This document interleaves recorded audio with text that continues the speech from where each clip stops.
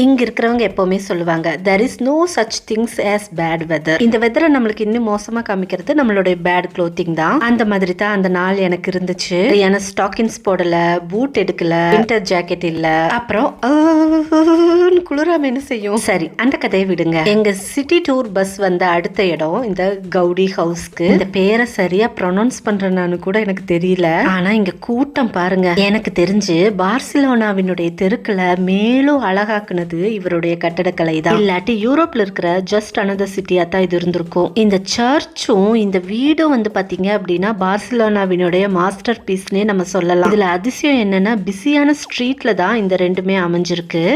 கியூவை பார்த்தா இந்த ரெண்டு பேர்த்த வச்சுட்டு எப்படி உள்ள போறதுன்ட்டு வெளியவே இருந்து பார்த்துட்டு வந்தாச்சு. அப்புறம் கொஞ்ச நேரம் அங்கேயே மக்களை எல்லாம் பார்த்துட்டு அப்படியே இலை பாடுறதுக்காக உட்காந்தாச்சு. அழகா லைட்ஸ் எல்லாம் போட்டிருந்தாங்க, அதையும் பார்த்துட்டு சரி கொஞ்சம் வார்ம் அப் ஆயிக்கலாம் அப்படிங்கிறதுக்காக ஒரு காஃபி ஷாப்புக்கு போய் காஃபியும் குடிச்சிட்டு இன்னும் சில இடங்களை எல்லாம் சுற்றி பார்த்துட்டு நாங்கள் வீட்டுக்கு வர்றதுக்கு வந்து ரூமுக்கு வர்றதுக்கு வந்து நைட் ஆயிடுச்சு. நைட்டு டிஃபனுக்கு என்ன பண்ணுறது, அப்புறம் அங்கேயே நியூட்ரெல்லா கிரிப்ஸ் இருந்துச்சு, அதையும் வாங்கி சாப்பிட்டுட்டு ரூமுக்கு போயாச்சு. நெக்ஸ்ட் டே இன்னொரு கண்ட்ரிக்கு போகிறோம், அதை நான் இன்னொரு வீடியோவில் சொல்கிறேன்.